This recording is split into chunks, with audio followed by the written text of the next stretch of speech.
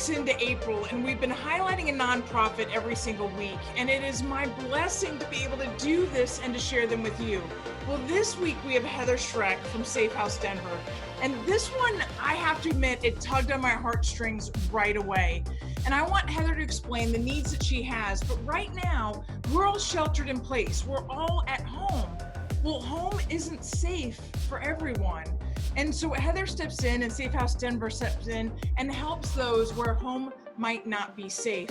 And before I turn the tables over to Heather, I want to make sure that you know that if this pulls on your heartstrings half as much as it did mine, then know that we're matching all contributions through the end of May. So we're in April, through the end of April. So make sure to get your contributions in. Do it right away, don't wait.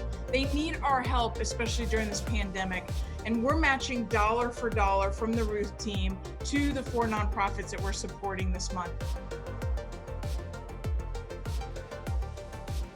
So Heather, please take it away. Tell us what's going on and how are you helping the folks at SafeHouse Denver?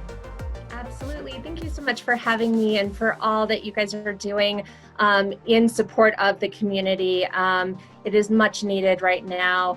So SafeHouse Denver, we're the city and county of Denver's only non-residential and emergency services for those experiencing interpartner violence, so domestic violence. So what does that mean? We run a 24/7 crisis and information line. So this is not only for folks who are seeking emergency shelter. This could be your friend or family member who sees something within a loved one and has questions and doesn't know if they need help. You can call and we'll seek out those resources for you.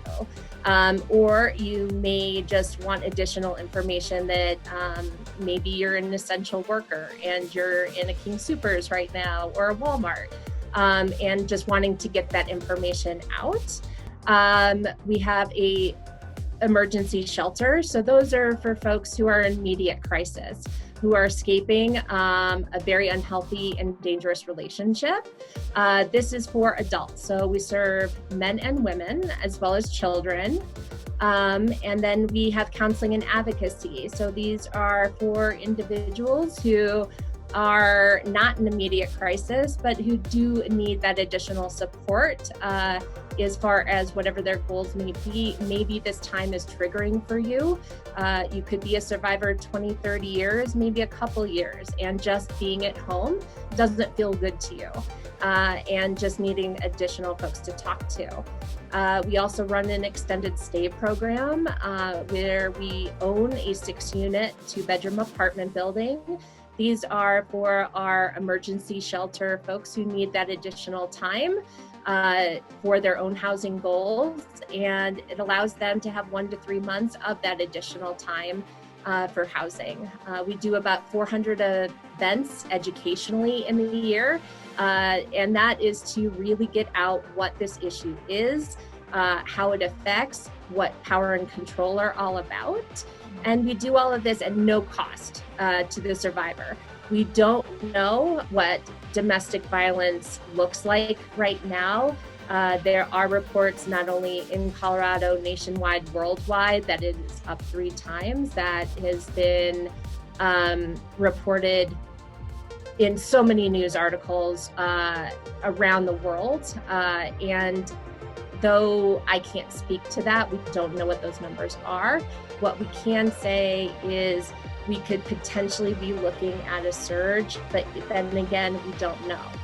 So right now, what we can do is focus in on today for the survivors that do reach out, for those who do reach out. What you can also do if you're someone at home is you can financially support and donate to someone like SafeHouse.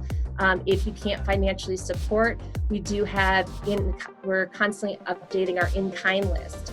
So if you're not in a position to do that, but you have hand sanitizer, for example, or cold medicine, that's something we constantly use.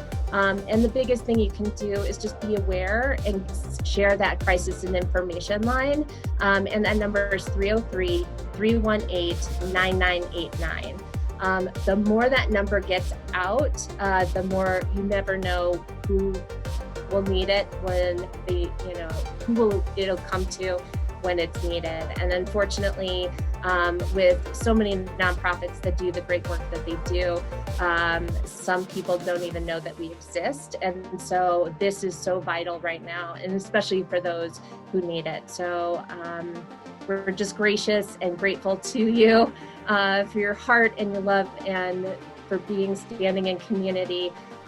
It is inspiring right now to see the amount of love that is coming from the community, of which that's what makes this work possible. This is what makes healing possible to those who really need it. And from those we serve to those we will serve in the future, and from all of us here, thank you so much for that. So thank you. Oh, Heather. Well, thank you so much for sharing the whole story, the services that you provide.